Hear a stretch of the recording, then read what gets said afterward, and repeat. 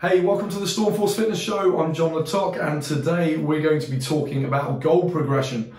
There's so many things to achieve in life. You want to be lean, you want to build muscle, you want to do this fitness challenge or that fitness challenge. You also want to be healthy, you don't want to get sick. There's all these things that you want to do, but how do we put them together? What is the right way to do all of this? It can be super confusing. So we often talk about A to B. Okay, I want to go from A to B. Simple as that. That's how we achieve a goal. But what we try and do is categorize people under what we call Joe Public and athletes, because they often have very different needs. The reason being that when we look at typical Joe Public, hopefully they don't look like fat bastard here, but ultimately that is often how people see themselves. They know point A, where you're at right now. I feel flabby, I feel fat, I'm overweight. Maybe you've got blood sugar problems, you're having heart issues. You're normally crystal clear where you're at right now, and you know that you don't want to be there.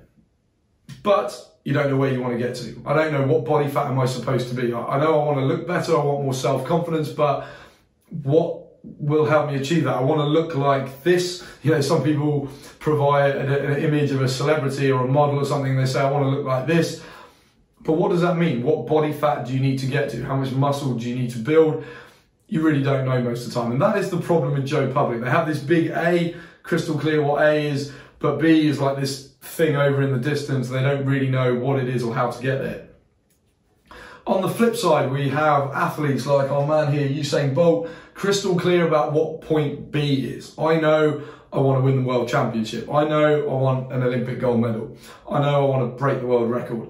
Now, obviously that is the pinnacle, but even for somebody at an amateur level, maybe they want to do improve their triathlon time. They want to get a PB in the 10K race. They want to maybe do the best deadlift they've done.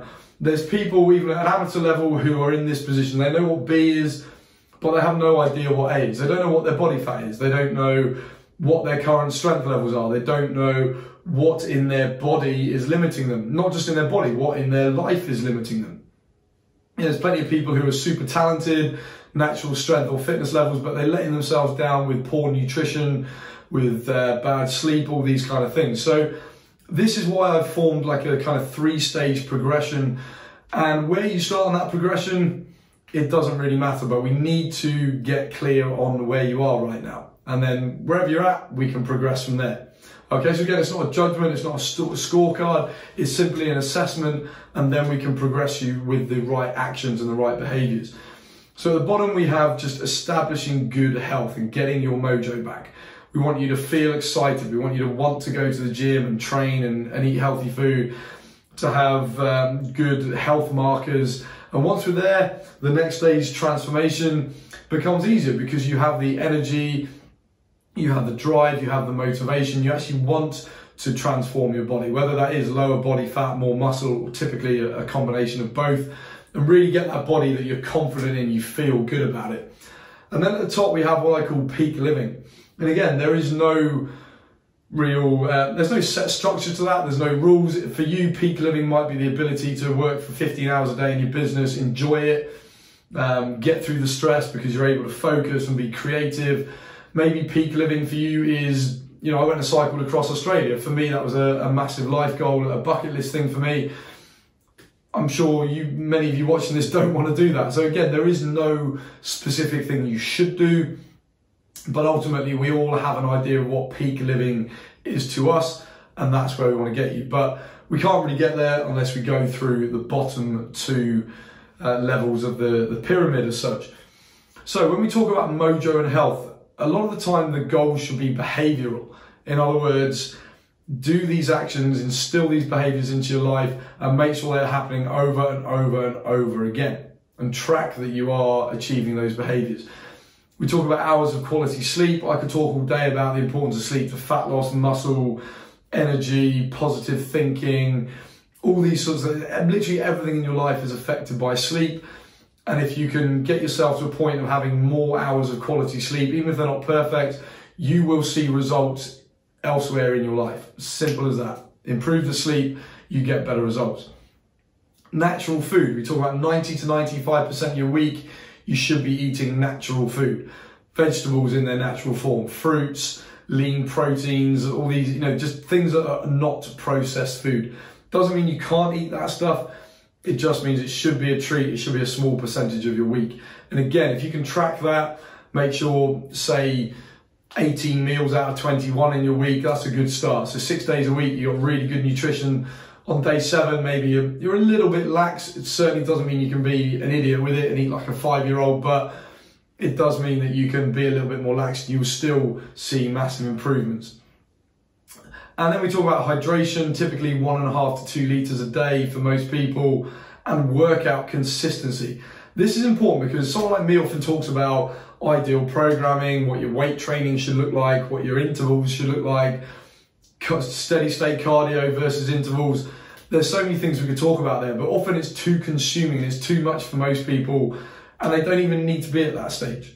Okay, so workout consistency is more important. If you can say, well, 3 to 4 times a week, I am going to exercise hard for 60 minutes. At this stage, it doesn't matter too much what it is. It'll be good if you can join my fitness camps 3 days a week. Brilliant. You're going to get, you will get better results. But at first, simply showing up and instilling that habit into your life will do wonders for you in the long term. So whether it is running, cycling, Zumba, spinning, don't really care too much for the first few weeks. It really is just about showing up and essentially showing to yourself that this is important. Okay, this is a priority in my life. Get an understanding of calories. This is an interesting area because some people say you have to count calories. Some people say you don't need to count calories. As usual, the answer is somewhere in the middle, where if you're in a calorie deficit and you're losing body fat, then great. You don't need to count every calorie going past your lips. But if you have no understanding of food and you're putting on weight, or at least not losing weight despite working out hard, then it's something you need to look at. You need to understand how many calories you're taking in, understand where calories come from. Like, if I eat a truckload of peanut butter, it's a lot of calories in peanut butter. It doesn't mean you can't have it, as long as it fits in with the calories you need. All right, so that's why I put calorie understanding. I don't want to say calorie counting, because some people can just eat healthily. I had a lady in England that I trained, she lost 100 pounds in 11 months, never counted calories. She simply focused on eating nutritious foods all the time. She lost a load of weight. So you don't have to count calories, but you do have to be in a calorie deficit if you want to lose body fat. So that's why we use this in kind of the first stages. That being said, we should have a target of healthy body fat. Generally for guys, 22% and below is what we just consider healthy. It's not great, but it's healthy. With a lady, about 30%. The reason they're higher is that ladies have higher levels of visceral fat. And whilst we can't say exactly, typically there's like an 8% difference. If you can have a matching man and woman, if that makes sense, then there will still be like an 8% difference because of higher levels of visceral fat. That's to do with childbirth or pregnancy and so on. But that is a good target. If you're getting into this, what should my first target be? If you're male, get down to 22% body fat. If you're female, 30%. Now, you might have a good body fat scan done and it will say you're already below those levels. And that's great. And that's why I say this kind of progression, this journey isn't necessarily like you have to start at but you might be able to accelerate through the levels. All right, so there's no kind of set time at each bit. Speaking of body fat scans, this is these are kind of the graphs that you will see. We have an in-body scanner that we use, and you will see 3 shapes here, C, I, and D.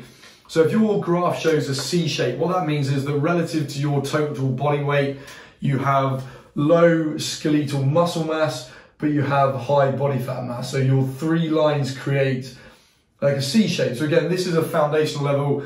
This is not good. You want to move out of that. Your first target should be to get into an I shape. Okay, so total body weight will probably come down, body fat will come down, muscle will at least stay where it is, hopefully go up, but ultimately we're trying to get more of an I shape when we look at these graphs. All right, so for now, that is where we want to get in this sort of healthy mojo foundational level.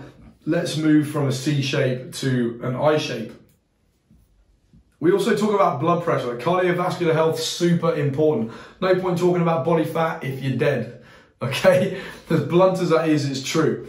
You know, one of my old mentors used to say, there's no point being the leanest man in the graveyard. We could say there's no point being the richest man in the graveyard. A lot of people have goals that if you're going to kill yourself doing it, you've got to question what is the point. Okay, but blood pressure is a great place to start. Okay, let's get your heart in a good place.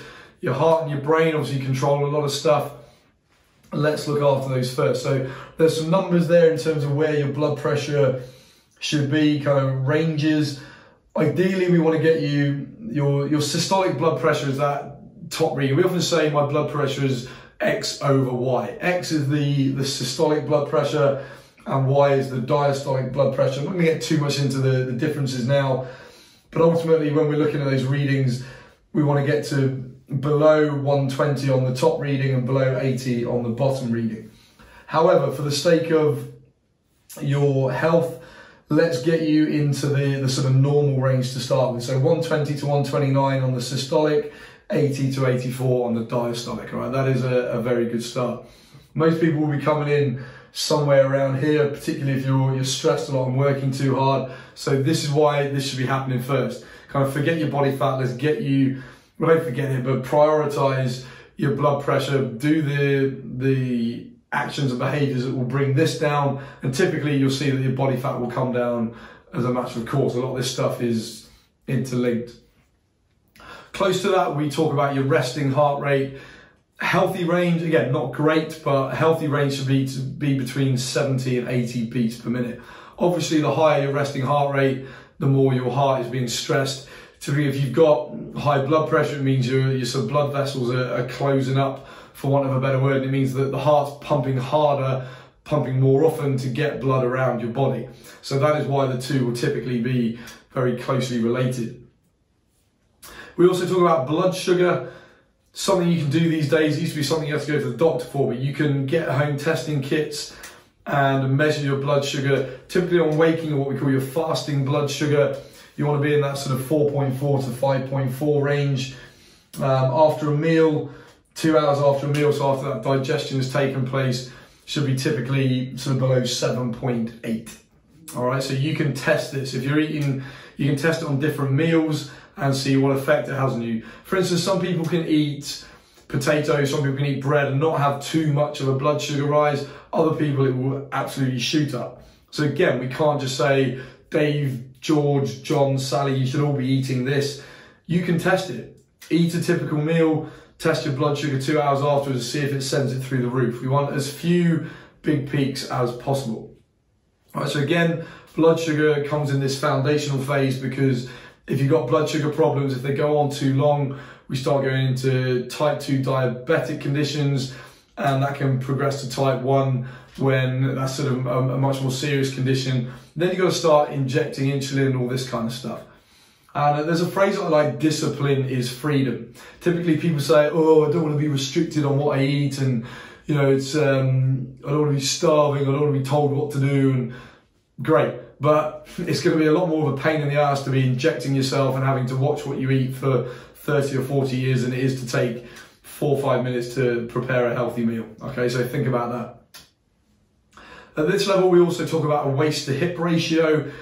Again, if you have a high sort of waist to hip ratio, it means that essentially your stomach area is much wider than your hips. It's a sign that you've also got high visceral fat. We'll get to that, but essentially you're storing a lot of fat around here. That is an indicator that you're likely in for problems later on or very soon in terms of internal health. So again, we found ratios for a man, you want to be below 0.9. Ladies, you want to be below 0.85. That is an excellent target to have. Again, that can simply be done with a tape measure. Okay, if you don't have a high quality fat scanner that does all this stuff, you can measure your waist, measure your hips, and do some simple maths. As I said, visceral fat is very, very important. Ladies do have slightly higher levels anyway, just by nature, but we can typically do that. We have like I said, we have this high quality in-body scanner that will tell us levels of visceral fat. So if that is a concern for you, I suggest you hunt out somebody who can do this scan for you, see what level you're at, bring that down as soon as possible to the healthy recommended levels. Okay, finally on the mojo level, we look at some sort of subjective goals. Sickness, how often are you getting sick? You know, if you're getting a cold every couple of weeks during the winter, it means your immune system is pretty screwed up. If you're getting high levels of inflammation, you know, your joints are always killing. You know, you can't walk, you can't bend your knees, especially if you're not doing a lot of training. It's normally a case that it's a lot of processed foods and things like that causing inflammatory conditions in the body. So dealing with that will improve your life, and it will enable you to exercise more. You'll want to exercise more. So again, it is kind of related to all of these behaviors. Obviously, doctors can take inflammatory markers and measurements, but for you, it's pretty hard to do on a daily basis, which is why it's sort of a subjective thing. Track your pain levels, maybe give it like a score out of 20 and try and bring that down over the next month. And of course, medication. You know, the less medication you can be on, the better. We like to think of nutritious food as medication.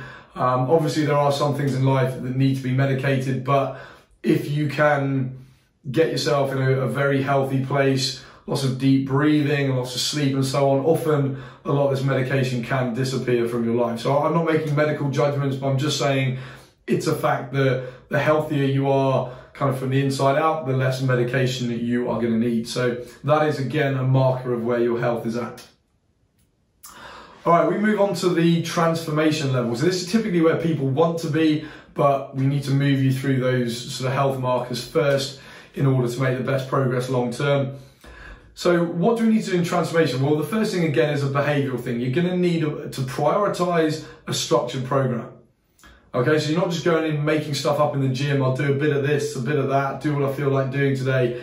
You have a program and it is structured. Each week we will want to see progressive overload. It's kind of a fancy term for saying you do better each week. Maybe you lift more weight, maybe you take less rest, maybe you do more reps. There's a million and one ways to get that progressive overload, and it will depend on you and your program. But ultimately, you need to have a structured program. Again, roughly 3 to 4 sessions per week of weight training, probably getting some sort of cardio work in there. And it needs to be prioritized in that you don't miss these sessions. You can have the best program in the world, but if you're only doing it, it's supposed to be 4 sessions, but you're maybe getting 2 sessions a week, 3 if you're lucky, it's not going to work. Okay, it needs to be a priority in your life if you want to see that transformation. We want to achieve easy calorie management. So it goes back to what I said about eating the right amount of calories. You shouldn't now at this point be having to count every little thing and not have a clue what's going on. After a while, you get this sort of, people often refer to it as intuitive eating. You kind of know where you should be at. You know, right, I need to have a couple of chicken breasts, I need to have this amount of rice, whatever it might be. And that will depend on whether you're trying to gain muscle or lose fat. Okay, beyond beginner stage, it's virtually impossible to do both at the same time, especially if you are not taking drugs, which hopefully you're not. Okay, so we want to achieve easy calorie management at this stage. In terms of body fat, men, we want to get you heading to below 15%. At that point, you should start seeing your abs, you're looking really lean, you look fit and healthy, you just look like you're into your fitness, which I'm guessing is where you want to be. And ladies, you want to be under 23%. So what will happen if you start achieving those goals? When we look at these body fat scan results, you should already be at this I stage. Now we're moving you more to the D stage. So that is achieved by having stats relative to your total body weight, skeletal muscle mass is high, and body fat mass is lower. So we get this D shape in your graph. Okay, so we move from C to I to D. Resting heart rate, we want to be achieving 60 to 70 beats per minute. And we want to start looking at what I call challenge completion. Okay, so potentially you want to start taking part in, a lot of people do Tough Mudders, maybe you want to cycle London to Paris and just to say you've done it. Okay, there's a lot of people doing it faster than you. You're not breaking any world records, but you're completing challenges. Okay, you start to live life a little bit better and start doing these things you always said you wanted to do. That is very personal. Maybe you just want to look great. You want more muscle, less fat. You don't want to be running or cycling or doing any of that. Again, that's fine. No judgments here. You decide what works for you. But like I said, at this stage, you should be getting to a level of fitness where you can start completing little challenges. And just getting that excitement, feeling like you're always working towards something that gets you out of bed in the morning. Okay, then we start moving on to peak living, and I keep repeating this, there is no judgment as to exactly what this means, but I can give you a good idea based on what people say to me and what people achieve at this kind of level. So we talk about body fat being for men between 10 and 12% and ladies between 18 and 20. Of course, you can go lower than that. However, what I want you to understand is that a lot of people who do get lower than that are doing this for like a fitness modeling show, a bodybuilding show, maybe just a photo shoot. They don't stay at that level all year round, most of them. Some people do, but again, when I'm talking about peak living, I'm talking about having a social life, enjoying your family, having time off, doing other stuff in your life. It is very difficult to be below these parameters all the time, simply because it takes such a kind of higher level of effort. Your nutrition needs to be on point all the time. The reality is that most people watching this don't want to be doing that all day, every day, all year round. All right, so that's why I've kind of put these ranges and also put you can be below this. Again, no exact thing. You might want to do exactly what I just said, right? I'm going to have a photo shoot. Guys, right, I'm going to get down to 7 or 8% body fat for the shoot, but most of my life I'm going to keep myself in the 10 to 12% range. Again, ladies, potentially more importantly, when you go below 18%, often you can start experiencing hormonal issues. Your body starts going, whoa, what's going on here? Starts adjusting things inside your body. It starts affecting your hormones. Your monthly cycle gets affected. So you've got to think very carefully about this. Okay, there is a point beyond which getting lower and lower body fat is going to make your life worse in the long run, or at least it's going to affect your health. Okay, so again, think about these foundations. We're trying to build health, we're trying to transform you, and we're trying to achieve peak living. You're not going to be able to achieve peak living if you're screwing yourself up from the inside out. Okay, so we look at resting heart rate. Again, if you're doing a lot of conditioning work and getting your conditioning to a high level, then we should be looking at resting heart rate of 50 to 60 beats per minute.